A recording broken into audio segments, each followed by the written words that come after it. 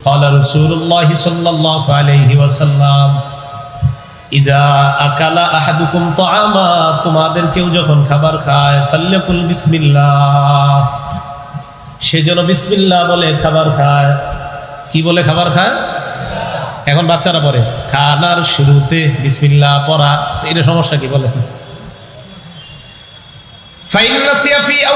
বাচ্চা যদি শুরুতে খাবারের শুরুতে যদি কেউ বিসমিল্লাহ পড়তে ভুলে যায় ফাল্যাকুল বিসমিল্লাহি ফি আউয়ালিহি ওয়া আখিরি, কোন বর্ণনায় আউয়ালাহু ওয়া আখিরা। খাবারের শুরুতে বিসমিল্লাহ পড়তে যদি ভুলে যায় তাহলে যখন মনে পড়বে তখন পড়বে বিসমিল্লাহি ফি আউয়ালিহি ওয়া আখিরি অথবা বিসমিল্লাহি আউয়ালাহু ওয়া আখিরা। এই জিনিসটা হাদিসের জিনিসটা ছন্দে ছন্দে শেখানো হয়। তো খাবারের শুরুতে বিসমিল্লাহ পড়া, বলেন এটা হাদিসে আছে কিনা? এই জিনিসটা বক্তব্যে ছন্দ আকারে শিক্ষা দেওয়া। মুসলিম শরীফের 2018 নাম্বার হাদিস, এই হাদিসে আসছে দেখেন, قال رسول الله صلى الله عليه وسلم, নবীজি বলেন ইদা দাখালা الرجل বাইতা, কোন ব্যক্তি যখন ঘরে প্রবেশ করে, ফাযাকার ইসমাল্লাহ, প্রবেশ করার শুরুতে যখন বিসমিল্লাহ পাঠ করে। আজকে বাসায় ঢোকার সময় কি করবেন? তো এই পরে আর কি ছন্দে ছন্দে ঘরে ঢুকার সময় বিসমিল্লাহ, ভালো কাজে এরকম ঢুকার সময় বিসমিল্লাহ, এগুলো এইভাবে শিখায় আর কি। ফাযাকার ইসমাল্লাহ, বিসমিল্লাহ পড়ে। বিসমিল্লাহ যখন বান্দা পড়ে ঘরে ঢুকার সময়, হিনা ইয়াদখুলু ওয়া হিনা ইয়াতামু, ঢুকার সময় আর খাবার খাওয়ার সময়। ক্বালা শাইতানু লা মাবিতা লাকুম ওয়া লা আশা হুনা, শয়তান তার চেলা চামুন্ডাদেরকে বলে তোদের আজকে রাত্রে থাকার জায়গাও নাই, আজকে রাতে খাবারেরও জায়গা নাই, সব ভাগ। আপনি ঘরে ঢুকার সময় যখন বিসমিল্লাহ পড়েন, শয়তান তার চেলাদেরকে বলে আজকে এই ঘরে থাকতে পারবি না, সর। আর খাবারে বসে যখন বিসমিল্লাহ পড়েন, শয়তান কয় এই ঘরে আজকে তোদের থাকারও জায়গা নাই, খাবারেরও জায়গা নাই। বাচ্চাকে এটা বক্তব্যে শেখানো হয়। মুসলিম শরীফের হাদিস, এটা বাচ্চাকে শেখানো, শুধু বলে না, এটা মুসলিম শরীফের। এখন আপনাদেরকে আমি, আপনারা কোন দলের সেটা আমি জানবো না, শুধু নিরপেক্ষভাবে বলি, মুসলিম শরীফের এই হাদিসটা বাচ্চা ছন্দ আকারে শিখছে, এটা কি ক্ষতি আছে? আন্দাজি জিনা কর না, ঠেলায় জিনা কর, বুঝে শুনে জিনা করতেছেন তো? হ্যাঁ, আমি আরিফ বিন হাবিব শেষ পর্যন্ত একের পর এক দলিল দিচ্ছি ইনশাআল্লাহ। যদি দলিল থাকে তো এটা সমস্যা কোথায়? রাসূল আকরাম সাল্লাল্লাহু আলাইহি ওয়াসাল্লাম বলছেন যে বাচ্চা যখন, মানুষ যখন ঘরে ঢুকার সময় বিসমিল্লাহ পড়ে, খাবার খাওয়ার সময় যখন বিসমিল্লাহ পড়ে, শয়তান তার চেলাদেরকে বলে এই ঘরে আজকে রাতে থাকার জায়গা নাই, খাবারেরও জায়গা নাই, ভাগো। ওয়া ইন দাখালা ওয়া লাম ইয়াযকুর ইসমাল্লাহি আলাইহি, কোন মানুষ যখন ঘরে ঢুকার সময় বিসমিল্লাহ না পড়ে, শয়তান তার চেলাদেরকে বলে প্রথম চান্সে আমরা সফল, আদরাকতুমুল মাবিদ, আজকে রাতে থাকার জায়গা হয়ে গেছে, চল চল সবাই চল। ঘরে ঢুকার সময় যখন কেউ বিসমিল্লাহ না পড়ে, শয়তান তার চেলাদেরকে বলে অন্তত ঘরে থাকার জায়গা হয়েছে, চলো সব ভিতরে ঢুকে। ঢোকার পর ওয়া ইল্লাম ইয়াযকুর ইসমাল্লাহ ইনদা তুআমিহি, খাবার খাওয়ার সময় যখন বিসমিল্লাহ না পড়ে, শয়তান কয় আদরাকতুমুল মাবিত ওয়াল আশা, থাকারও জায়গা হয়ে গেছে, খাবারেরও জায়গা হয়ে গেছে। এটা গল্প নয়, এটা মুসলিম শরীফের হাদিস। রাসূল আকরাম সাল্লাল্লাহু আলাইহি সাল্লাম বলেন কেউ যখন ঘরে প্রবেশ করার সময় বিসমিল্লাহ পড়ে, তখন শয়তান তার সাথে আর ঢুকে না। যদি ঘরে ঢোকার সময় বিসমিল্লাহ না পড়ে, শয়তান তার চেলাদেরকে কয় ঘরে ঢোকার জায়গা হয়ে গেছে, চলো চলো চলো।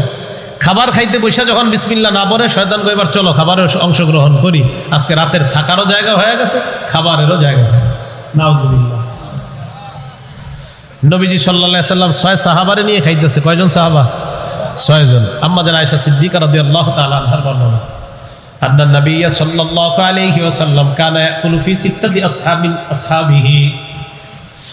আম্মা জান আয়েশা বলেন আন্না নবী কানা ইয়াকুলু ফি সিত্তাতিন মিন আসহাবিহি, আল্লাহ নবী 6 জন সাহাবাদেরকে নিয়ে খাওয়া শুরু করলেন।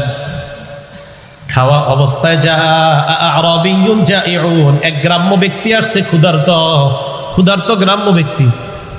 তো সাধারণত আপনার যারা আমাদের দেশ গ্রামে মাটি কাটে, এদেরকে দেখবেন প্রচুর খাইতে পারে, হ্যাঁ, মানে এটা খারাপ বলতেছি না, খাইতে পারে, বাকি বিসমিল্লাহ বললে হয়তো একটু কম খাওয়া লাগতো আর কি। তো যাই হোক, এক গ্রাম্য ব্যক্তি আসছে, প্রচন্ড ক্ষুধা নিয়ে আসছে। আমি কিন্তু তাদেরকে অপমান করছি না, বাকি বলছি বিসমিল্লাহটা বললে হয়তো এই পরিমাণ খাওয়া লাগবে না। তো আসছে ক্ষুধার্ত ব্যক্তি, আসার পর কি করছে, নবী তার 6 সাহাবাদেরকে নিয়ে বৈশা খাইতেছে, উনি কি করছে, ওখানে হাত দিয়ে দিচ্ছে। ফাকালা বিলুকমাতাইনি, 2 লোকমায় পুরা খাবার শেষ। কয় লোকমায়? হ্যাঁ, 2 লোকমায়, 2 লোকমায় খাবার শেষ। এখন নবীজি কি বলে দেখেন, আহারে আমা ইন্নাহু লাউ যাকারা ইসমাল্লাহ লাকাফাকুম, এই লোকটা যদি বিসমিল্লাহ বলে খাবার খাইতো, তোমরা সবাই, আমরা সবাই খাবার খেতে পারতাম। এই লোকটা বিসমিল্লাহ বললে এই খাবারটাই আমাদের সবার জন্য যথেষ্ট হয়ে যেত। এই লোকটা বিসমিল্লাহ বলে খাবার খাইলে সবার জন্য যথেষ্ট হয়ে যেত। এখন এই ছেলেটা বক্তব্য শিখে খাবার শুরুতে বিসমিল্লাহ পড়া, তো এটা হাদিসে আসেনি, তো এটা ছন্দ আকারে বাচ্চাটা শিখে বাসায় গিয়ে কয়, তো এটা নাকি আপনার এখন খারাপ। রাসূল আকরাম সাল্লাল্লাহু আলাইহি সাল্লাম বললেন, সে বিসমিল্লাহ বললে এই খাবার সবার জন্য যথেষ্ট হয়ে যেত। আল্লাহ সবাইকে বুঝার তৌফিক দান করেন। নবীজি সাল্লাল্লাহু আলাইহি সাল্লাম খাবার যখন আমরা খাবো, খাওয়ার সময় নবীজি সাল্লাল্লাহু আলাইহি সাল্লাম বলেন যে একসাথে খাবার খাইলে এটার মধ্যে বরকত হয়, একসাথে খাবার খাইলে এটার মধ্যে বরকত হয়। এখন এই 4 জন 5 জন একসাথে খাওয়াটা, এটা অনেক জায়গায় আবার খারাপ হিসাবে দেখা হয়, এটা ঠিক না বিষয়টা। সাহাবায়ে কেরাম রাসূল আকরাম সাল্লাল্লাহু আলাইহি সাল্লামের কাছে একটা অভিযোগ করলেন। আবু দাউদ শরীফের 3764 নম্বর হাদিসের বর্ণনা, আন্না আসহাবান নবী সাল্লাল্লাহু আলাইহি ওয়াসাল্লাম ক্বালু ইয়া রাসূলুল্লাহ ইন্না নাকুলু ওয়া লা নাশবা, ইয়া রাসূলুল্লাহ আমরা খাবার খাই কিন্তু খাবার খাওয়ার পরেও আমাদের পেট ভরে না, ঘটনা কি? খাবার খাই, খাবার খাওয়ার পরেও আমাদের পেট ভরে না। আল্লাহ নবী কয় ফালা আল্লাকুম তাফতারিকুনা, মনে হয় তোমরা আলাদা আলাদা খাবার খাও। জি হুজুর, আমরা আলাদা খাবার খাই। আল্লাহ নবী কয় ইজতামিউ আলা তুআমিকুম, একসাথে খাবার খাও, এক প্লেটের মধ্যে খাবার খাও। ওয়াজকুরুসমাল্লাহ, খাবারের শুরুতে বিসমিল্লাহ পড়ো, আল্লাহর নাম নাও। ইউবারাক লাকুম ফি, ওই খাবারের মধ্যে আল্লাহর পক্ষ থেকে বরকত দেওয়া হবে। পরিবারের স্বামী স্ত্রী ছেলে মেয়ে একসাথে এক প্লেটে খাবার খান, ঘর বরকতময় বানান। তো রাসূল আকরাম সাল্লাল্লাহু আলাইহি সাল্লাম এই বিষয়টা আমাদেরকে বলে দিলেন যে খাবার খাওয়ার সময় খাবারের মধ্যে বরকত কিভাবে হবে। তো রাসূল সাল্লাল্লাহু আলাইহি সাল্লাম বললেন যে এইভাবে খাবার খাইলে খাবারের মধ্যে বরকত হবে। তো আমরাও এইভাবে খাবার খাওয়ার চেষ্টা করব, আল্লাহ তৌফিক দান করেন। রাসূল আকরাম সাল্লাল্লাহু আলাইহি সাল্লাম, আমরা যখন খাবার খাবো, খাবার খাওয়ার পর তো চেটে খাওয়া, হাত আপনার এইভাবে আঙ্গুল এগুলা যেন চেটে খাই, এই কথাটা হাদিসের মধ্যে বলে দিয়েছেন। ক্বালা রাসূলুল্লাহ সাল্লাল্লাহু আলাইহি ওয়াসাল্লাম, আল্লাহ নবী বলেন ইদা আকালা আহাদুকুম, তোমাদের কেউ যখন খাবার খায়, তোমাদের কেউ যখন খাবার খায়, খাবার খাওয়ার পর ফালা ইয়ামসাহ ইয়াদাহু, তার হাতটা যেন না মুছে, হাত্তা ইয়ালআকাহা, ওই হাতের আঙ্গুলগুলা চেটে খাওয়ার আগ পর্যন্ত, আও ইউলইকাহা, অথবা অন্যদেরকে দিয়ে আঙ্গুল চাটাবে। এটা দ্বারা উদ্দেশ্য স্বামী স্ত্রী একজন আরেকজন আঙ্গুল চেটে খেতে পারে, অথবা বাচ্চা।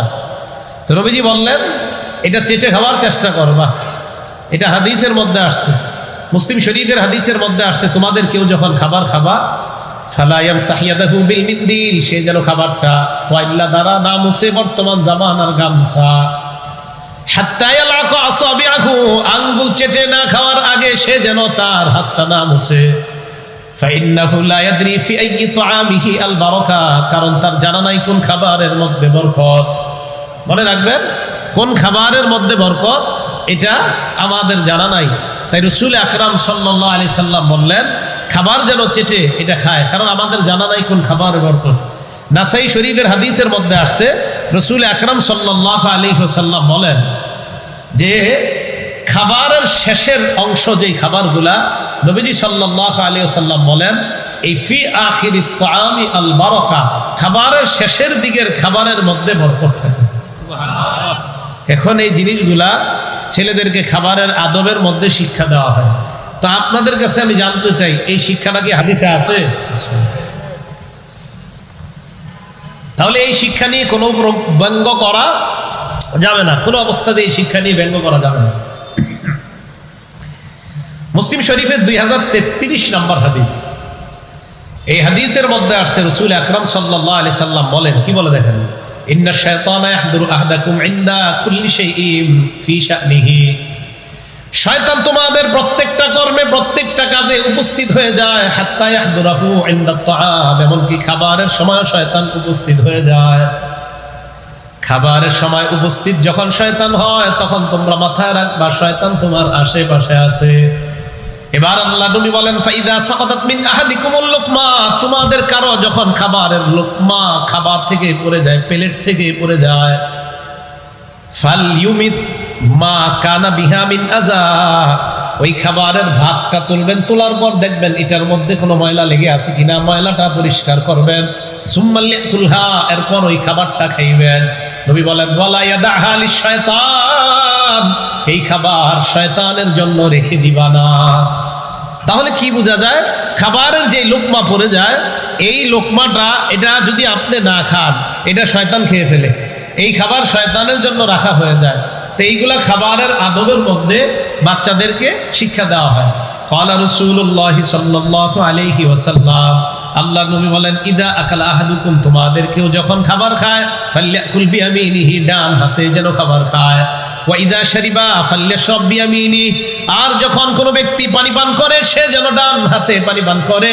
নবীজি বলেন ফাইন্নাশ শায়তানা ইয়াকুলু বিশিমালিহি ওয়া ইয়াশরাবু বিশিমালিহি, শয়তান বাম হাতে খাবার খায়, বাম হাতে পানি পান করে।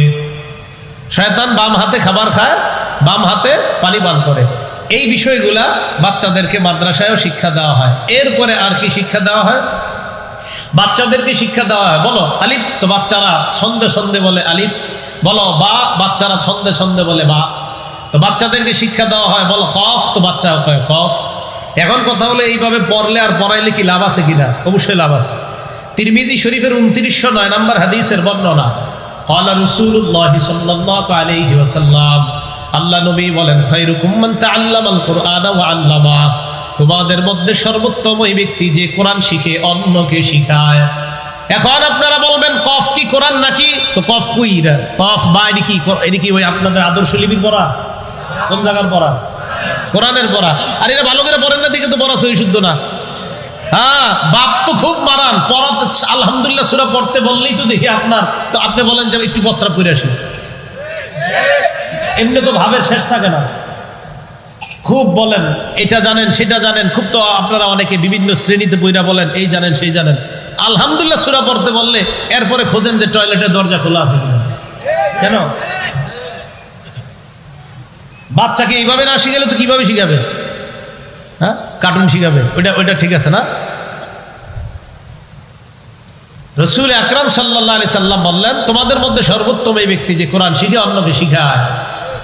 এখন আপনি বলেন আলিফ, বলেন তো আলিফ, লাম, মিম, 30টা সওয়াব হয়ে গেছে। কটা সওয়াব হয়েছে? 2910 নম্বর হাদিস তিরমিজি শরীফের। ক্বালা রাসূলুল্লাহ সাল্লাল্লাহু আলাইহি ওয়াসাল্লাম, আল্লাহ নবী বলেন মান ক্বারা হারফাম মিন কিতাবিল্লাহ, আল্লাহর কোরআনের একটা অক্ষর যদি কেউ পড়ে, জোরে বলেন কয়টা? আল্লাহর কোরআনের একটা অক্ষর যদি কেউ পড়ে, আল্লাহর কোরআনের একটা অক্ষর যদি কেউ পড়ে, আল্লাহর কোরআনের কয়টা অক্ষর যদি কেউ পড়ে? একটা। ফালাহু বিহি হাসানা ওয়াল হাসানাতু বিআশরি আমসালিহা, তার আমলনামায় আল্লাহ 10টা সওয়াব লিপিবদ্ধ করে দেয়। নবীজি বলেন লা আকুলু আলিফ লাম মিম হারফুন, এই যে আলিফ লাম মিম তোমরা পড়লা এই পুরাটা একটা অক্ষর এমনটা আমি বলি না। ওয়ালাকিন আলিফুন হারফুন, আলিফ একটা অক্ষর, লাম একটা অক্ষর, মিম একটা অক্ষর। আল্লাহ নবী বললেন 3টা অক্ষর তুমি পড়লা তোমার আমলনামায় 30টা সওয়াব লিপিবদ্ধ হয়ে যায়। তাহলে কোরআনের একটা অক্ষর পড়লেও লাভ আছে কিনা? এরপরে যখন আপনি কোরআন শিখার পর আপনার কোরআনটা বিশুদ্ধ হয়ে যাবে, এই বিশুদ্ধভাবে নিয়মিত যখন আপনি কোরআন পড়বেন, যত পড়বেন তত আপনার মর্যাদা আল্লাহ বাড়ায়া দিবেন। সূরা ফাতিরের 29-30 নম্বর আয়াত আল্লাহ বলেন আউযু বিল্লাহি মিনাশ শাইতানির রাজীম ইন্নাল্লাযীনা ইয়াতলুনা কিতাবাল্লাহি ওয়া আকামুস সালাতা ওয়া আনফাকু মিম্মা রাযাকনাহুম সিররান ওয়া আলানিয়া ইয়ারজুনা তিজারাতান লান তাবুর। আল্লাহ বলেন নিশ্চয়ই যারা কোরআন তেলাওয়াত করে, ওয়া আকামুস সালাহ যারা নামাজ কায়েম করে, ওয়া আনফাকু মিম্মা রাযাকনাহুম সিররান ওয়া আলানিয়া যারা গোপনে প্রকাশ্যে আমি যা দান করলাম এই দান থেকে যারা খরচ করে, ইয়ারজুনা তিজারাতাল লান তাবুর, তারা এমন ব্যবসার আশা করে যে ব্যবসায় কোনো লস নাই, লাভ আর লাভ। লিওয়াফিয়াহুম উজুরাহুম, তাদেরকে যেন আল্লাহ পরিপূর্ণ প্রতিদান দিয়ে দেয়। ওয়া ইয়াজিদাহুম মিন ফাদলি, তাদের মর্যাদা যেন আল্লাহ একের পর এক বৃদ্ধি করে দেয়। কোরআন যত পড়বেন আপনার মর্যাদা তত বাড়বে, যত পড়বেন আপনার মর্যাদা তত বাড়বে। একটা হাদিস শুনেন, ইবনে মাজাহ 218 নাম্বার হাদিস। ওমর ইবনুল খাত্তাব রাদিয়াল্লাহু তাআলা তখন আমিরুল মুমিনিন, উনি মক্কার প্রশাসক যাকে বানিয়েছেন তার নাম রাফি ইবনে আব্দুল হারিস, তার নাম। এই রাফি ইবনে আব্দুল হারিসের সাথে লাকিয়া বিউসফান, লাকিয়া উমর বিউসফান, উসফান নামক একটা জায়গায় ওমর ফারুক রাদিয়াল্লাহু তাআলা আনহুর সাথে তার সাক্ষাৎ হয়েছে। কার? এই রাফি ইবনে আব্দুল হারিসের। রাফি ইবনে আব্দুল হারিসের সাথে যখন তার সাক্ষাৎ হয়, সাক্ষাৎ হওয়ার পর হযরত ওমর বললেন, মান ইস্তাখলাফতা আলা আহলিল ওয়াদি, মক্কার আশেপাশে যে গ্রামগুলো আছে এই গ্রামের প্রশাসক তুমি কাকে বানাইছো? রাফি ইবনে আব্দুল হারিস জবাব দিলেন, ইবনে আবজা, আমি ইবনে আবজাকে এই প্রশাসনিক কাজে দায়িত্ব দিয়েছি। ওমর ফারুক বললেন, মান ইবনু আবজা, ইবনে আবজা আমার কে? রাফি ইবনে আব্দুল হারিস জবাব দিলেন, রাজুলুম মিন মাওয়ালিনা, রাফি ইবনে আব্দুল হারিস হলো আমাদের একজন কৃতদাস, মুক্ত গোলাম, আজাদকৃত গোলাম। এই কথা বলার পর হযরত ওমর বললেন, একজন গোলামকে প্রশাসক বানায় দিলা, এত বড় দুঃসাহস কিভাবে করলা? একটা গোলামকে প্রশাসক বানায় দিছো? রাফি ইবনে আব্দুল হারিস জবাব দেয়, আমিরুল মুমিনিন, তার মাঝে এমন 3টা গুণ আছে যে 3 গুণের কারণে আমি তাকে মক্কার আশেপাশের এলাকার প্রশাসক বানাইলাম। 1 নাম্বার, ইন্নাহু লাকারিউন লিকিতাবিল্লাহ, এই ব্যক্তি আল্লাহর কোরআনের অভিজ্ঞ। ওয়া আলিমুন বিল ফারাইজ, ফরজ সম্পর্কে অভিজ্ঞ। ওয়া কাযিন, এই লোকটা বিচার ব্যবস্থা খুব ভালো করতে পারে। এই 3 গুণের কারণে আমি তাকে মক্কার আশেপাশের এলাকার গভর্নর বানায়া দিলাম। ওমর ফারুক রাদিয়াল্লাহু তাআলা আনহু বলেন, আমা ইন্না নাবিয়াকুম সাল্লাল্লাহু আলাইহি ওয়াসাল্লাম ক্বাল, আল্লাহর নবী বলেন, ইন্নাল্লাহা ইয়ারফাউ বিহাযাল কিতাবি আকওয়ামা, নিশ্চয় আল্লাহ এই কোরআনের মাধ্যমে একদল মানুষের মর্যাদা বাড়ায়, ওয়া ইয়াদাউ বিহি আখারিন, আরেক দলকে আল্লাহ অসম্মানিত করে। কোরআনের কারণে একদল মানুষের মর্যাদা আল্লাহ বাড়ায় দেয়। রাসূল আকরাম সাল্লাল্লাহু আলাইহি সাল্লামের হাদিস স্মরণ করা হযরত ওমর ফারুক বললেন, আজকে এই লোকটা কোরআনের অভিজ্ঞ হওয়ার কারণে আল্লাহ পাক রব্বুল আলামিন একটা গোলাম হওয়ার পরেও তাকে এলাকার প্রশাসনিক কাজের মতো এত গুরুত্বপূর্ণ দায়িত্ব আল্লাহ তাকে দিয়েছেন। সুবহানাল্লাহ। তাহলে কোরআনের কারণে মানুষের মর্যাদা বাড়ে না কমে? বাড়ে। রাসূল আকরাম সাল্লাল্লাহু আলাইহি সাল্লাম, সহিহ বুখারীর একটা হাদিস, হাদিস নাম্বার 5427 নম্বর হাদিস। এই হাদিসের মধ্যে আসছে, ক্বালা রাসূলুল্লাহ সাল্লাল্লাহু আলাইহি ওয়াসাল্লাম, আল্লাহ নবী বলেন, মাসালুল মুমিনিল্লাযী ইয়াকরাউল কুরআন মাসালুল উতরুজ্জাহ, যে ইমানদার কোরআন তেলাওয়াত করে তার দৃষ্টান্ত হলো স্বাদওয়ালা গ্রানওয়ালা ফলের মতো। স্বাদওয়ালা আর গ্রানযুক্ত ফলের মতো যে ইমানদার কোরআন তেলাওয়াত করে। বিসমিল্লাহ। এখন দেখেন, যে ইমানদার কোরআন তেলাওয়াত করে তার দৃষ্টান্ত স্বাদওয়ালা এবং ঈমানওয়ালা উতরুজ্জা ফলের মতো। উতরুজ্জা ফল কাকে বলে? এটা দেখতে অনেকটা মালটার মতো, তবে মালটা না, কালারটা হলুদ। এটা আরবে পাওয়া যায়। এটার গ্রান বড় চমৎকার, স্বাদও চমৎকার। রাসূল আকরাম সাল্লাল্লাহু আলাইহি সাল্লাম বলেন, যে ইমানদার কোরআন তেলাওয়াত করে তার দৃষ্টান্ত এই স্বাদওয়ালা আর গ্রানওয়ালা ইমানদারের মতো হয়ে যায়। ওয়া মাসালুল মুমিনিল্লাযী লা ইয়াকরাউল কুরআন, যে ইমানদার কোরআন পড়ে না, কামাসালিত তামর, তার দৃষ্টান্ত হলো খেজুরের মতো। যে ইমানদার কোরআন পড়ে না তার দৃষ্টান্ত কার মতো? খেজুরের মতো। লা রিহা লাহা, তার কোনো গ্রান নাই। ওয়া তা'মুহা হুলওয়ান, খেজুরের স্বাদ আছে কিন্তু খেজুরের কোনো গ্রান নাই। যে ইমানদার কোরআন পড়ে না তার দৃষ্টান্ত খেজুরের মতো, খেজুরের গ্রান নাই তবে খেজুরের স্বাদ আছে। আর যেই ইমানদার কোরআন পড়ে তার দৃষ্টান্ত উতরুজ্জা ফলের মতো, যেই ফলের গ্রানও আছে স্বাদও আছে। যেই ইমানদার নিয়মিত কোরআন তেলাওয়াত করে তার অবস্থাটা আল্লাহর কাছে স্বাদওয়ালা আর গ্রানওয়ালা ইমানদারের মতো হয়ে যায়। এজন্য প্রতিদিন ঘরে কোরআন তেলাওয়াত করেন। যদি কোরআন ডেইলি করতে পারেন, আপনার ঘরে আল্লাহ পাক রব্বুল আলামিন ভরপুর রহমত নাযিল করবেন। সূরা ইউনূসের 57 নম্বর আয়াতে আল্লাহ বলেন, ইয়া আইয়ুহান নাস ক্বাদ জাআতকুম মাউইযাতুম মির রাব্বিকুম, হে মানুষ তোমাদের কাছে এসেছে ওয়াজ, তোমাদের কাছে এসেছে ওয়াজ। ওয়াজ মানে এই পুরা কোরআনটাই একটা ওয়াজ।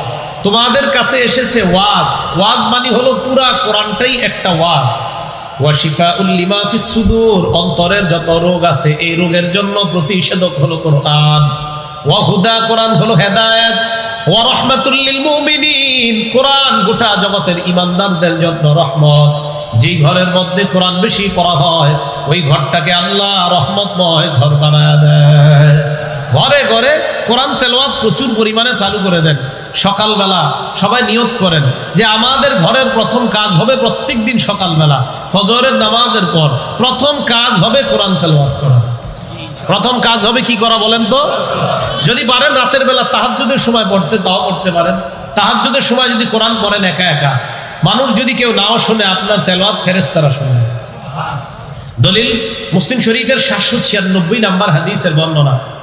রাসূলের এক সাহাবা নাম উসাইদ ইবনে হুযাইর রাদিয়াল্লাহু তাআলা আনহু। এই উসাইদ ইবনে হুযাইর রাদিয়াল্লাহু তাআলা আনহু বলেন, আমি রাতের বেলা আমার ঘোড়ার আস্তাবলের মধ্যে কোরআন তেলাওয়াত করতেছিলাম। আমার ঘোড়ার আস্তাবল, তিনি বলেন আমি যখন তেলাওয়াত করতেছিলাম, ইসজালাত ফারাসুহু, উনি কোরআন পড়ে ওনার ঘোড়া লাফায়। উনি কোরআন পড়ে ওনার ঘোড়া লাফায়। উনি কোরআন পড়া বন্ধ করলেন, ফাকরা ফাজালাত, উনি আবার কোরআন পড়ে, ঘোড়া আবার লাফায়। কোরআন পড়া বন্ধ, ঘোড়ার লাফ বন্ধ। সুম্মা করা সুম্মা জালাত উখরা, উনি আবার কোরআন পড়ে, আবার ঘোড়া লাফায়। আরে ঘটনা কি? এরকম করে কেন কোরআন? তো কোরআন পড়ি ঘোড়া লাফায়, তো উনি বলে এরকম করে কেন ঘোড়াটা? উনি এক পর্যায়ে চিন্তা করলেন, আমি কোরআন পড়লে যেহেতু ঘোড়া লাফায়, খাশিতু আন তাতা ইয়াহইয়া, উনি দেখলেন ঘোড়া লাফাইতে লাফাইতে ওনার সন্তান ইয়াহইয়া ঘুমায়। ঘোড়া না জানি পদপিষ্ট করে ওনার সন্তানকে হত্যা করে ফেলে। এই কারণে উনি ওনার তেলাওয়াত থামায়া দিলেন, উনি আর পড়লেন না। ফালাম্মা গাদাউতু আলা রাসূলিল্লাহি সাল্লাল্লাহু আলাইহি ওয়াসাল্লাম, আমি সকালবেলা আল্লাহর রাসূলের কাছে গেলাম। নবীজির কাছে যাওয়ার পর আল্লাহ নবীকে বললাম, ইয়া রাসূলুল্লাহ ইয়া হাবিবাল্লাহ, বাইনামা আনাল বারিহাতা আকরাউ ফি মিরবাদি, রাতের বেলা আমি আমার ঘোড়ার আস্তাবলের মধ্যে কোরআন পড়তেছিলাম। হঠাৎ আমি দেখলাম আমার ঘোড়াটা লাফায়, আমি আবার কোরআন পড়ি, আবার আমার ঘোড়া লাফায়। নবীজি বললেন, ইকরা ইবনে হুযাইর, তুমি যদি আরো পড়তা। হুজুর আরো পড়ছি, আবার ঘোড়া লাফায়। আল্লাহ নবী বলেন, ইকরা ইবনে হুযাইর, তুমি যদি আরো পড়তা। সাহাবা জবাব দেয়, হুজুর যত পড়ি ঘোড়া তত লাফায়। খাশিতু আন তাতা ইয়াহইয়া, আমি চিন্তা করলাম আমার সন্তান ইয়াহইয়াকে না জানি ঘোড়া পা ফেলে হত্যা করে ফেলে, এই জন্য আমি আর তেলাওয়াত করলাম না। আল্লাহ নবী কয়, তারপর কি করলা বলো? কয়, হুজুর তেলাওয়াত বন্ধ করে কুমতু ইলাইহা, আমি ঘোড়ার কাছে গেলাম। ঘোড়ার কাছে যাওয়ার পর উপরের দিকে তাকাইলাম, ফাইদা ফাওকা রাসি মিসলুজ জুল্লাহ, আমি দেখলাম আমার মাথার উপর এক খণ্ড মেঘের মতো দেখা যায়। মেঘের মতো আমার মাথার উপর দেখা যায়। আচ্ছা, রাতের বেলা অন্ধকারে কি মেঘ বোঝা যায়? সবাই বলেন মেঘ বোঝা যায়? তো উনি কেমনি বুঝলেন মেঘ? মন দিয়ে শুনেন। উনি বলতেছে যে মেঘ দেখলাম, তো মেঘ এখন উনি বুঝলেন কেমনি যে মেঘ? সাহাবা উসাইদ ইবনে হুযাইর বলেন, শোনো তোমরা, ওই মেঘ আমি যখন দেখলাম, দুনিয়ার ঝাড় বাতি এগুলা যখন আমরা দেখি, ঝাড় বাতি চিনেন তো? এই ঝাড় বাতিগুলা, ঝাড় বাতি কিন্তু হাদিসে নাই, হাদিসে ঝাড় বাতি নাই। এই ঝাড় বাতি শব্দটা আমার পক্ষ থেকে বললাম আমরা বুঝার জন্য। উনি বলেন, ফিহা আমসালুস সুরুজ, ওই মেঘের মধ্যে দেখলাম অসংখ্য অগণিত বাতি দেখা যায়। এটা হাদিসে আছে। ঝাড় বাতি শব্দটা হাদিসে নাই, কিন্তু অসংখ্য অগণিত বাতি দেখা যায়, এটা হাদিসে আছে। তারপর কি দেখলাম? হুজুর আমি দেখলাম আরজাত ফিল জাওয়ি, এই বাতিগুলা মেঘখণ্ডটা আকাশের মধ্যে চলে যায়, আরজাত ফিল জাওয়ি শূন্যে চলে যায়। হাত্তা মা আরাহা, আর আমি দেখতে পাই না। আল্লাহ নবী কয়, তুমি যদি আরো তেলাওয়াত করতা। তো উসাইদ ইবনে হুযাইর কয়, নবীজি খালি এইটা কয়, আরো তেলাওয়াত করতা, আরো করতা। এক পর্যায়ে আল্লাহ নবী বললেন, উসাইদ তিলকাল মালাইকা তাসতামিউ ইলাইকা, এরা বাতি না, এরা হলো আল্লাহর ফেরেশতা, তোমার কোরআন তেলাওয়াত শুনতেছিল। রাত যদি সময় আপনি কোরআন বললে মানুষ না শুনলে কে শুনবে? ফেরেশতারা শুনবে। এখন বলেন 3:30টায় বাচ্চারা কোরআন তেলাওয়াত যখন করে, তখন যদি আপনারা নাও শুনেন, এলাকাবাসী, চেয়ারম্যান, মেম্বার সাহেব, এলাকার সবাই যদি ঘুমান, কে শুনবে? ফেরেশতারা শুনবে। তিলকাল মালাইকাতু তাসতামিউ ইলাই, যে তোমার পড়া, না নবী হাদিসে কি শব্দটা বলছে, তোমার পড়া ফেরেশতারা কান পেতে মনোযোগ সহকারে শুনতেছিল। পরে কি কইছে এটা তো আপনাদেরকে বললে অবাক হবেন, হাদিস শেষ হয় না কিন্তু। রাসূল বলতেছি, রাসূল সাল্লাল্লাহু আলাইহি সাল্লাম বললেন, উসাইদ তুমি যদি ফজরের আজান পর্যন্ত পড়তা, লাউ করতা, তুমি যদি ফজরের আজান পর্যন্ত পড়তা, আসবাহাত, ওই সকাল হয়ে যাইতো, হাত্তা ইয়ারাহান নাস মা তাস্তাতিরু ইলাইহিম, ফজরের সময় যে মুসল্লিগুলা মসজিদে আসতো, তারা আসার সময় সব চোখে ফেরেশতাদেরকে দেখতে পেত। তাহলে রাতের বেলা যদি কোরআন পড়েন, এটারও লাভ আছে, প্রচুর লাভ। বলছিলাম সকালবেলা ফজরের পর কোরআন পড়া। তো আপনাদের মাঝে যদি কারো তাহাজ্জুদ নামাজ পড়ার অভ্যাস থাকে, তাহলে আপনারা কোরআন তেলাওয়াত করবেন। আমার আগে মুফতি আমজাদ সাহেব হুজুর আসতে আসতে দেখলাম বলতেছিলেন ইবনে আব্বাস রাদিয়াল্লাহু তাআলা আনহু বর্ণনা, যে ইবনে আব্বাসকে রাসূল সাল্লাল্লাহু আলাইহি সাল্লাম, ইবনে আব্বাস নবীজির কাছ থেকে তাহাজ্জুদের নামাজ শিখছে। হুজুর আলোচনা করতেছিলেন, সহিহ বুখারী 699 নম্বর হাদিসে আছে, 183 নম্বর হাদিসে আছে, স্পষ্ট লম্বা হাদিস। আব্দুল্লাহ ইবনে আব্বাস রাদিয়াল্লাহু তাআলা নবীজির কাছে তাহাজ্জুদ শিখছে, নবীজির সাথে তাহাজ্জুদ পড়ছে। এখন অনেকে একটা প্রশ্ন তুলছে, হুজুর ইবনে আব্বাসের বয়স তখন কত ছিল? বুখারী শরীফে তো ওনার বয়স লেখা নাই, আসলেই লেখা নাই। বুখারী 699 নম্বর হাদিসে ওনার বয়স এই শব্দটা লেখা নাই, 183 নম্বর হাদিসেও বয়স লেখা নাই। তাফসীর অধ্যায় বুখারী শরীফে অসংখ্য অগণিত বর্ণনা আছে তাহাজ্জুদ যে ইবনে আব্বাস নবীর সাথে পড়ছে। তো এইগুলাতে আসলে এটা আছে যে ছোট, কিন্তু বয়স কত এটা লেখা নাই। কিন্তু বয়স কত ছিল ইবনে আব্বাসের, এটা এক হাদিসে আছে। কি আছে বলেন, আবার বলেন, কি আছে? কোন জায়গায়? মুসনাদে আহমদ কিতাবের নাম, হাদিস নাম্বার 3437 নম্বর হাদিস, মুসনাদে আহমদ 3400।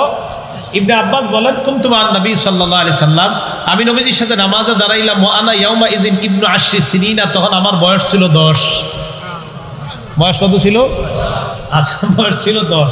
তাহলে 10 বছর বয়সে আব্দুল্লাহ ইবনে আব্বাস রাদিয়াল্লাহু তাআলা আনহুমা উনিও কোরআন শিখলেন।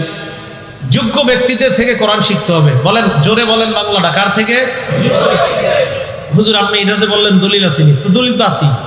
বুখারী শরীফের 4999 4999 নম্বর হাদিস, কয় নাম্বার? 4999 নম্বর হাদিস। এই হাদিসের মধ্যে আসছে রাসূল আকরাম সাল্লাল্লাহু আলাইহি সাল্লাম বলেন, খুযুল কুরআন মিন আরবাআতিন, তোমরা 4 ব্যক্তি থেকে কোরআন শিখো।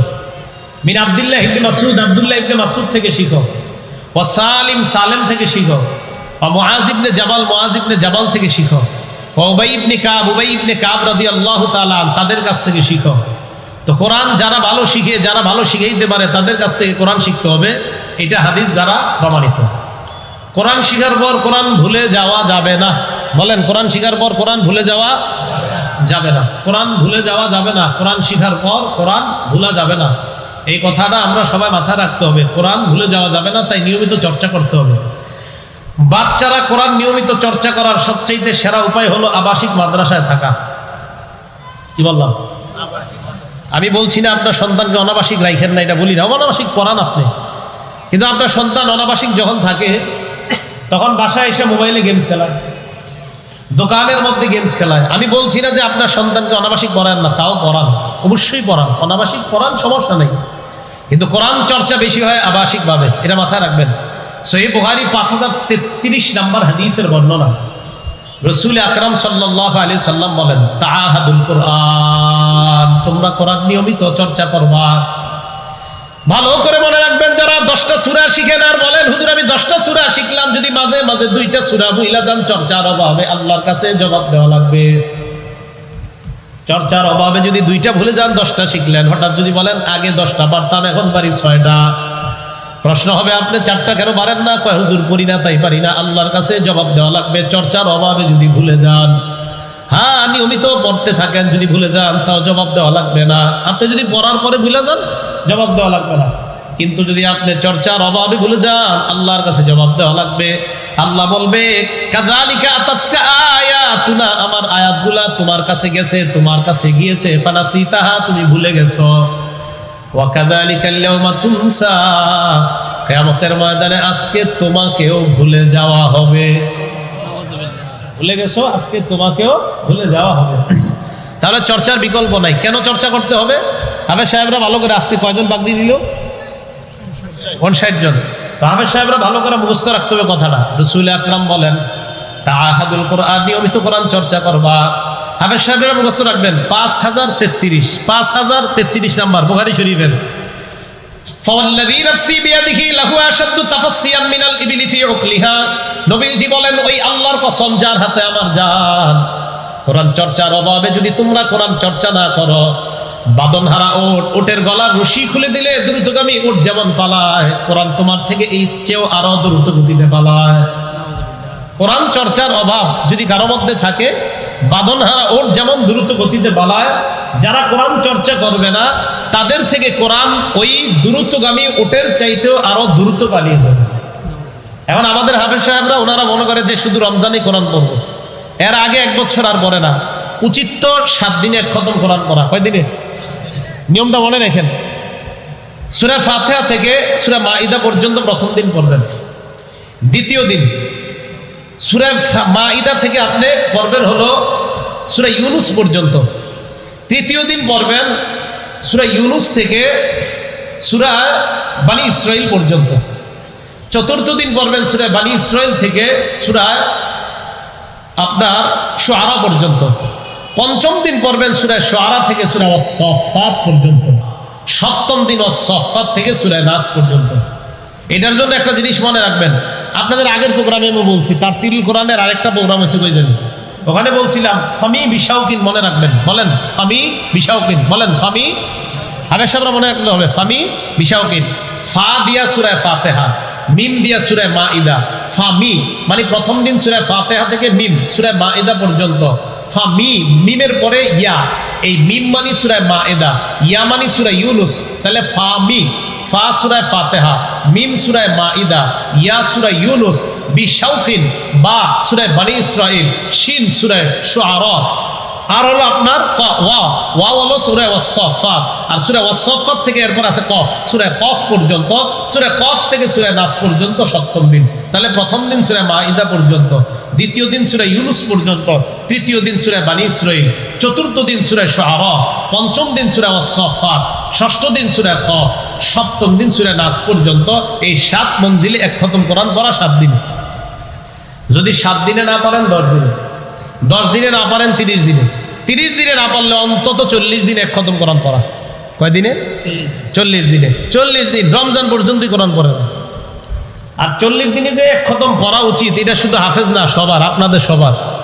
যদিও আপনারা রমজানে 10 খতম দেন, পুরা বছর এক খতমও দেন না, এটা ঠিক না। রমজান ছাড়াও প্রত্যেক দিন ঘরে ঘরে কোরআন প্রচুর পরিমাণ তেলাওয়াত করার চেষ্টা করবেন। আল্লাহ তৌফিক দান করেন। হাফেজে কোরআনকে সম্মান করা মানে আল্লাহকে সম্মান করা না, কথাটা হয় নাই। আমার সাথে বাংলাটা সবাই বলেন, বলেন হাফেজে কোরআনকে সম্মান করা, জোরে জোরে, আল্লাহকে সম্মান করা। এইবার আপনারা বলেন হাফেজে কোরআনকে সম্মান করা, আবার হাফেজে কোরআনকে সম্মান করা, দলিল আবু দাউদ শরীফ হাদিস নাম্বার 4843 নাম্বার হাদিস।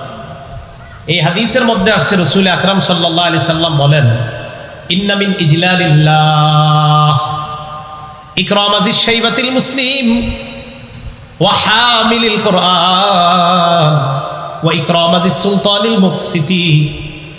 সাদা দাড়িওয়ালাকে সম্মান করা, মুরব্বীকে সম্মান করা, বুড়া মানুষকে সম্মান করা মানে আল্লাহকে সম্মান করা। হাফেজে কোরআনকে সম্মান করা মানে আল্লাহকে সম্মান করা। ন্যায়পরায়ণ শাসককে সম্মান করা মানে আল্লাহকে সম্মান করা।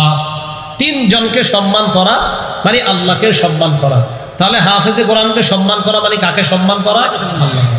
বলেন আমার সাথে, হাফেজে কোরআন আল্লাহর পরিবারের সদস্য। বলেন আল্লাহর বিশেষ লোক। হাফেজে কোরআন আল্লাহ, উনি প্রধানমন্ত্রীর বিশেষ লোক। হাফেজে কোরআন আল্লাহর বিশেষ লোক। হাফেজে কোরআন আল্লাহর বিশেষ লোক। বান্দা তোমরা আমার বান্দা, হাফেজে কোরআন আমার বিশেষ, আমার বিশেষ, আমার পার্সোনাল। সব বান্দারা আল্লাহর বান্দা, হাফেজে কোরআন আল্লাহর পার্সোনাল বান্দা। হুজুর আপনি বললে হবে না তো, দলিল দেন। ইদানিং দলিল খালি দিবেন তাহলে হবে। আবার এখন দলিল দেন। ইবনে মাজাহ 215 নাম্বার হাদিস। কোন কিতাব? ইবনে মাজাহ। হ্যাঁ 215। ক্বালা রাসূলুল্লাহ সাল্লাল্লাহু আলাইহি ওয়াসাল্লাম, আল্লাহ নবী বলেন, ইন্না লিল্লাহি আহলিনা মিনান নাস, মানুষের মধ্যে কিছু মানুষ আছে যারা আল্লাহর পরিবারের সদস্য। সাহাবারা বলে, ইয়া রাসূলুল্লাহ মান হুম, তারা আবার কারা যারা আল্লাহর পরিবারের সদস্য? আল্লাহ নবী কয়, হুম আহলুল্লাহ, আহলুল কোরআন, হুম আহলুল্লাহি ওয়া খাসাতুহু, কোরআনওয়ালারা আল্লাহর পরিবারের সদস্য এবং আল্লাহর বিশেষ আস্থাভাজন হয়ে যায়। তাহলে হাফেজে কোরআন আল্লাহর পরিবারের সদস্য এবং আল্লাহর বিশেষ আস্থাভাজন।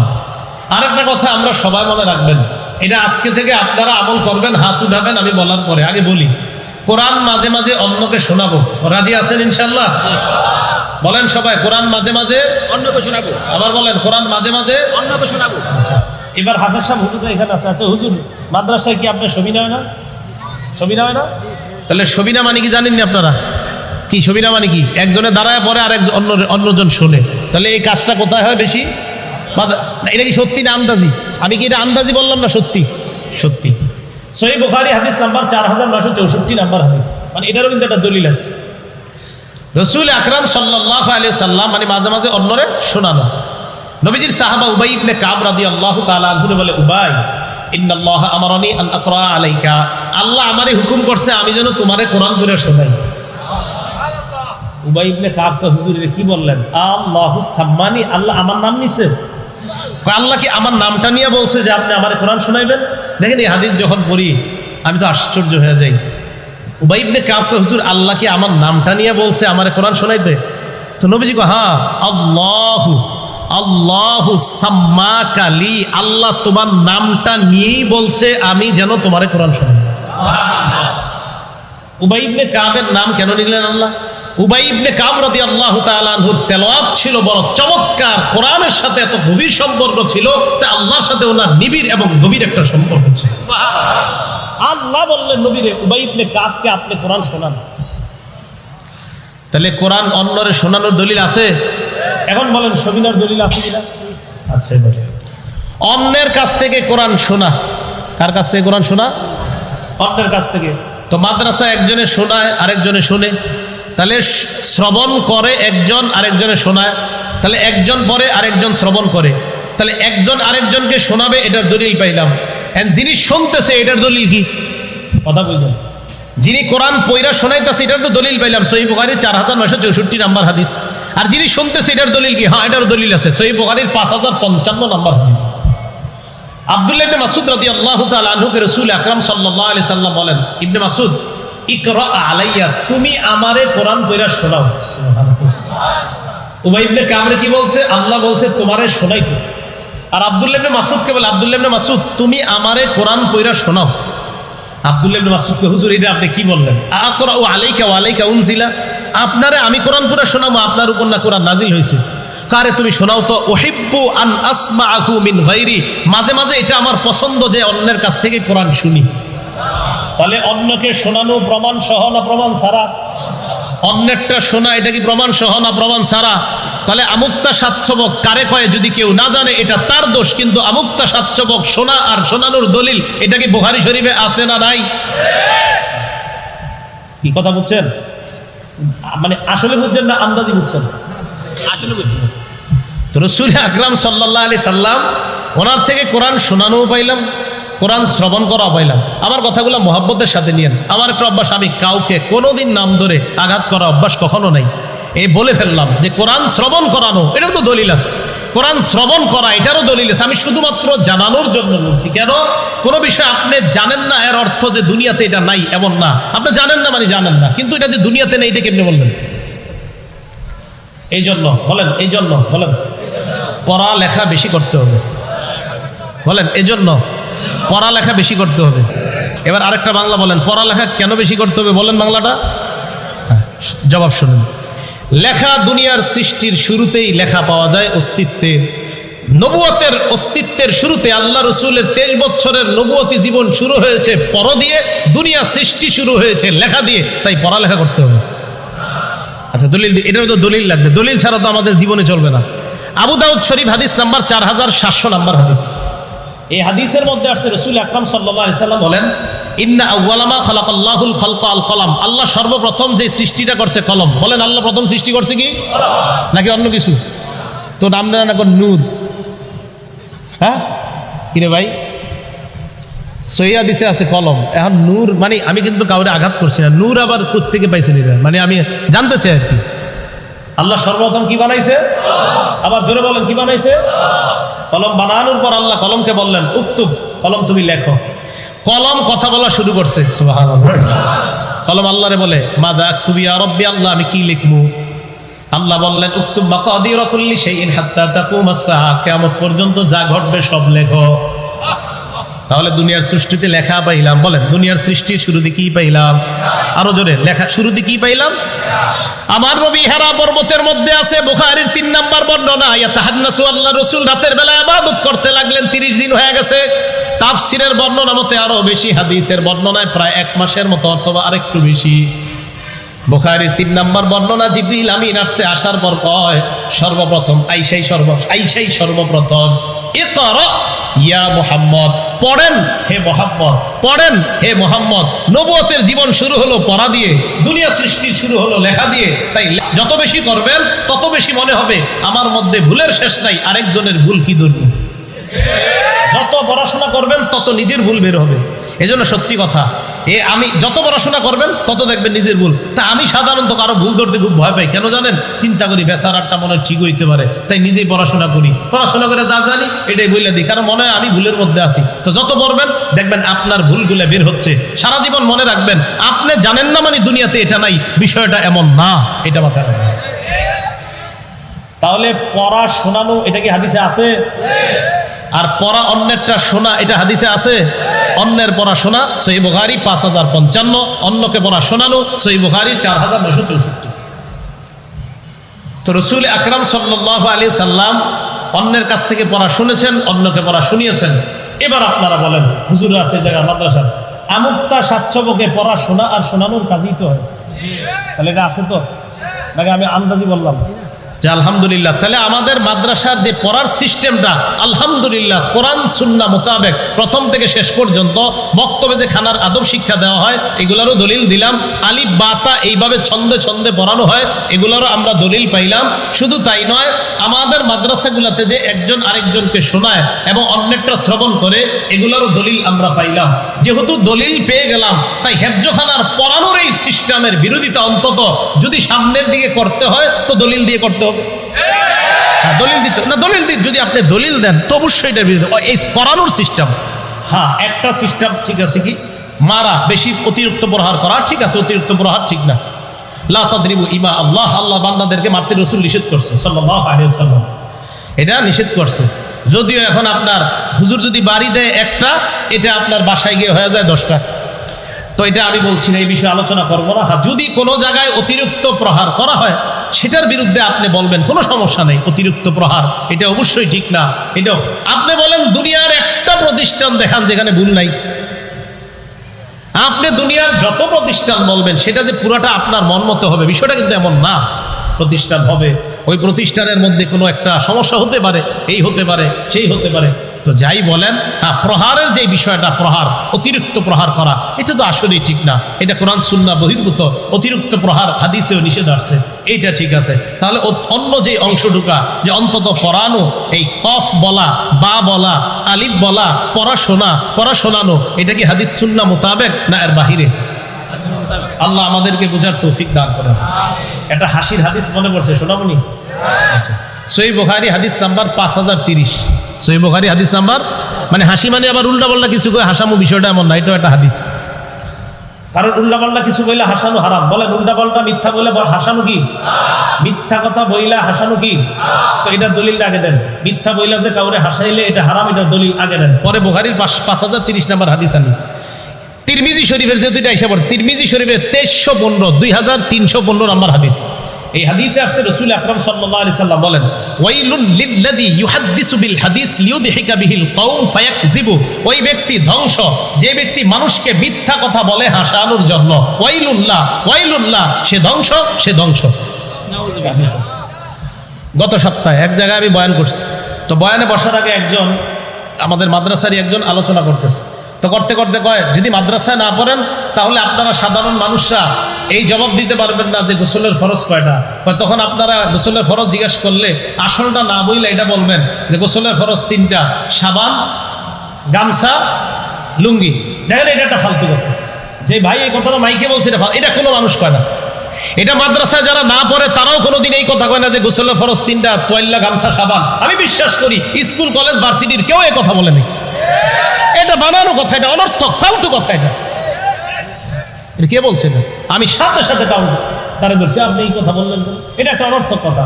অনর্থক কথা বলা হাদিসে নিষেধ। সহিহ বুখারী 6473 নম্বর হাদিস, মুগীরা ইবনে শুবার বর্ণনা, কানা রাসূলুল্লাহ ইয়ানহা আন কিলা ওয়া ক্বাল, রাসূল সাল্লাল্লাহু আলাইহি সাল্লাম অনর্থক আজাইরা পেঁচাল বাড়তে নিষেধ করেছে। কেন এই কথা বলেন? অনর্থক কথা বলা যাবে না, অনর্থক কথা বলা নিষেধ। কোন মানুষটা কইছে বলেন? স্কুলের কোন ছাত্র কোনোদিন গোসলের ফরজ 3টা, যে তোয়াল্লা, গামছা, সাবান অসম্ভব। স্কুলেরও কেউ বলে নাই, মাদ্রাসারও কেউ বলে নাই, কোন কৃষকও এই কথা বলবে এটা আমার বিশ্বাস হয় না। এটা বানানো কথা। তো এই ভাই ওই জায়গায় বলছে, আমি বললাম সাথে সাথে বলছি এটা একটা ফালতু কথা, এটা অনর্থক কথা। অনর্থক কথা বলা যাবে না। নাসাই শরীফের 1414 নম্বর হাদিস, রাসূল আকরাম সাল্লাল্লাহু আলাইহি ওয়াসাল্লাম বেশিরভাগ সময় জিহ্বায় জিকির রাখতেন। ওয়া ইউতিল্লুল লাগওয়া, অনর্থক কথা রাসূল বলতেনই না। ওয়া ইউতিলুস সালাতা, লম্বা নামাজ পড়তেন। ওয়া ইউকাসসিরুল খুতবাতা, বয়ান দিতেন সংক্ষেপে। বয়ান সংক্ষেপে দিলে অনর্থক কথা কম বের হবে। আবু দাউদ শরীফের 5008 নম্বর হাদিস, রাসূল সাল্লাল্লাহু আলাইহি ওয়াসাল্লাম বলেন, লাকাদ উমিরতু আন আতাজাওয়াজা ফিল কওল, আমাকে আল্লাহর পক্ষ থেকে বলা হয়েছে আমি যেন কথা কম বলি। আমি যেন কথা যত কম বলা তত ফায়দা। কোত্থেকে গেলাম? বুখারী শরীফের 5030 থেকে এদিক গেলাম। তো বুখারী শরীফের 5030 নম্বর হাদিস, এক সাহাবা রাসূলের সামনে বসা। এক মহিলা নবীজির এসে কয়, ইয়া রাসূলুল্লাহ ওয়াহাবতু লাকা নাফসি, আমি নিজেরে আপনার কাছে দান করে দিলাম। নবী সাল্লাল্লাহু আলাইহি সাল্লাম কয়, মানে ওনার দিকে তাকায়, নিচে দিয়ে তাকায় রয়েছে। তো নবীজির কোনো আগ্রহ নাই। এক সাহাবা দাঁড়ায় কয়, ইয়া রাসূলুল্লাহ যাওয়িজনিহা, এই মহিলাটারে আমার সাথে বিয়ে, এই মহিলাটারে আমার কাছে বিয়ে দিয়ে দেন। নবীজি কয়, টাকা পয়সা আছে কিছু, মোহর আছে? জি না হুজুর, মোহর নাই। লা ওয়াল্লাহি ইয়া রাসূলুল্লাহ, হুজুর মোহর আনা নাই। সাহাবারা কত সহজ সরল ছিলেন দেখেন। নবীজি বললেন, ইযহাব ইলা আহলিক, বাড়ি যাও, ফানজুর, দেখো খুঁজা কিছু আছে কিনা। হাল তাজিদু মিন ইনদিক শাই, কিছু পাও কিনা দেখো বাড়িতে। তো বাড়িতে গেছে, গিয়া দেখে তালাশ করে কিছু পায় না। নবীজির কাছে আসতে আয়েশা কয়, হুজুর কিছু নাই, ইল্লা ইজারি হাজা। ইজারুলের বাংলা অর্থ হলো লুঙ্গি। তো এই জায়গায় অর্থ হবে ওই সময় আপনার তহবল, পুরা শরীর ঢাকা রাখতেন একটা কাপড় দিয়ে, পুরা শরীর, এরকম একটা ওনা ছিল। বাকি ইজারের বাংলা অর্থ লুঙ্গি। তো ওই সময় এটাকে তহবল বলতে পারে, আমরা পুরা শরীর ঢেকে রাখতেন। তো নবীজি সাল্লাল্লাহু আলাইহি সাল্লাম কয়, এইটাই আছে তোমার? জি হুজুর, আর কিছু নাই। এইটা যদি তোমার অর্ধেক দেই তোমার বিবিরে, অর্ধেক তোমারে দেই, তো তুমি যদি এরকম নিচের অংশ ঢাকা, উপরে শরীর তো খোলা থাকবে, তাহলে না, বিয়ে আর হইব না, যাও। তুমি বিয়ে করতে পারলো না, কারণ মোহরানা কিচ্ছু নাই। নবীজি বলছিলেন, আল্লাহ ফাতিমা মিন হাদিদ, একটা লোহার আংটি হইলেও আনো। এই লোহার আংটিও নাই। রাসূল সাল্লাল্লাহু আলাইহি সাল্লাম বললেন, লোহার আংটিও নাই? কয়, জি না হুজুর, কিচ্ছু নাই, চলে যাইতেছে। নবী ডাক দিলেন, এই শোনো শোনো, তুমি কি কোরআনের কিছু পারো? কোরআন পারো কিছু? জি হুজুর, মাই সূরাতুন কাযা ওয়া কাযা, হুজুর কোরআনের ওই সূরাটা আমার মুখস্থ আছে। নবীজি বললেন, মাল্লাকতুকাহা বিমা মাআকা মিনাল কোরআন, শুধু কোরআনের কিছু জায়গা মুখস্থ আছে তোমার, এই কারণে এই মেয়েটাকে তোমার সাথে বিয়ে দিয়ে দিই।